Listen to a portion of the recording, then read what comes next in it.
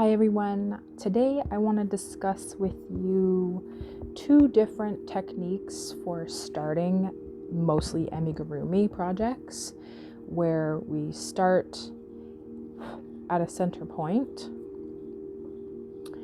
And the first technique that we usually learn is the magic ring. And we all know that you hold the yarn, you wrap it around, turn your hand over, under, over, and then work your stitches through that loop, right? But that's essentially just making a slip knot. So the issue that I've come across, and I've noticed online a lot of the time, is that magic loop slip knot will come undone. Now I want to offer you, well, I know it's not loved, the chain 2 method that I prefer and the reason why I use it. So what I'll do is I'll go ahead and I will cross the yarn, same as making this slip knot, but instead of feeding the tail end into it, I will feed the working yarn end into it.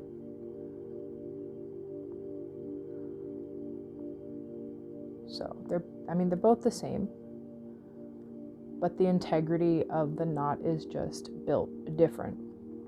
Now this is the magic ring knot, and I want to show you what I'm talking about. After a few washes and pulling here and there, I've seen a lot of centers of blankets, and centers or starts of dolls come undone. And that has a lot to do with how you weave this in.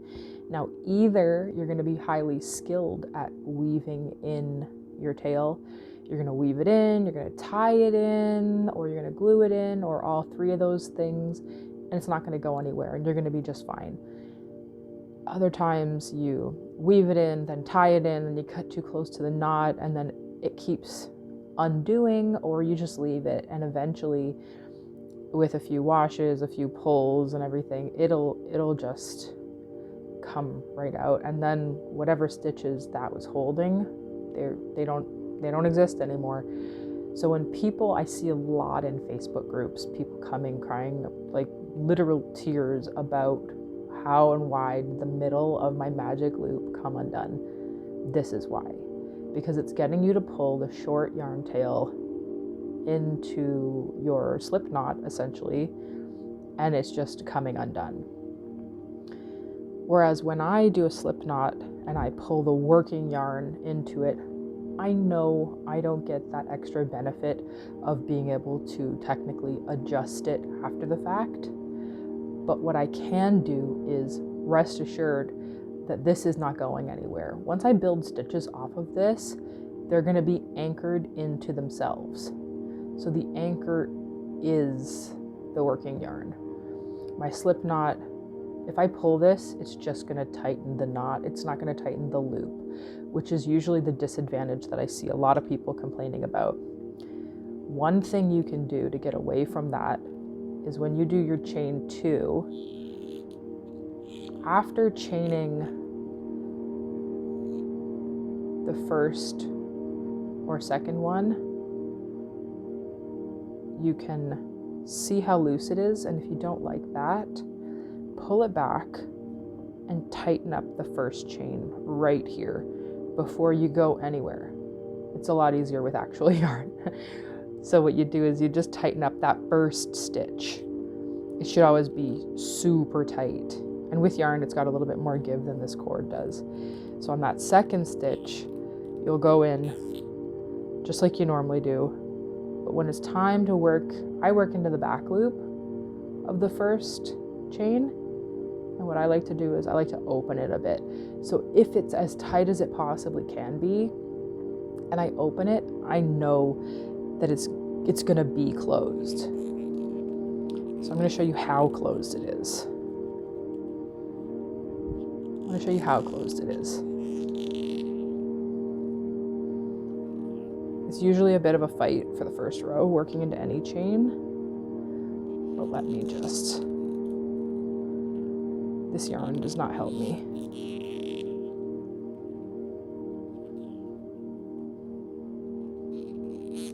Usually if it's a struggle to get the hook into the loop, you know you're doing something right as well. I'm going to break this hook. Excuse me. And you just want to keep going with that. So if there was ever a time where I felt like I couldn't do this, this is too complicated, the hole's not big enough, there's other things that you can do.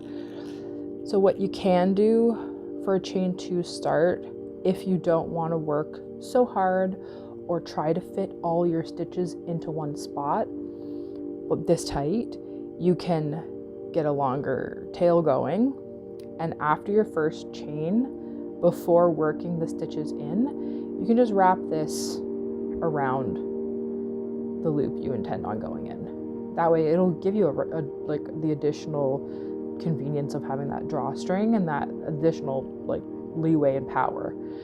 Or you can just leave it open and then later on go in with some different yarn or the same yarn and sew underneath. And I'm going to use the term sewing very loosely because you can use your crochet hook for this.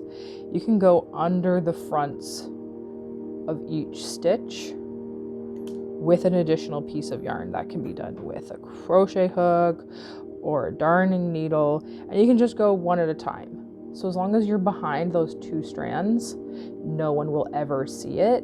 And what it'll do is once you get them around each one of these, it'll just pull it in that extra little bit. So I've never had an issue where chaining 2 wasn't a good choice for me personally. That may be because I know where to crochet. That may also be because I don't have that issue of it opening up too much. Like the magic loop method still will relax and open regardless of what you do. It's just the fact of the matter is it's a knot, and with tension being put on the knot over time, it's going to open a bit.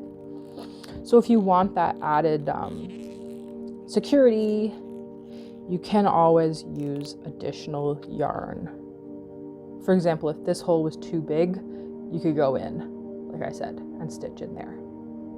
But I just wanted to give you the reasons as to why I do the chain 2 versus the magic loop. I just find it a lot more secure, and it makes me a lot more confident in my work, lasting years and years, which it has and which it does. But I just wanted to share that information with you guys. I hope you have a good day. Thanks for watching.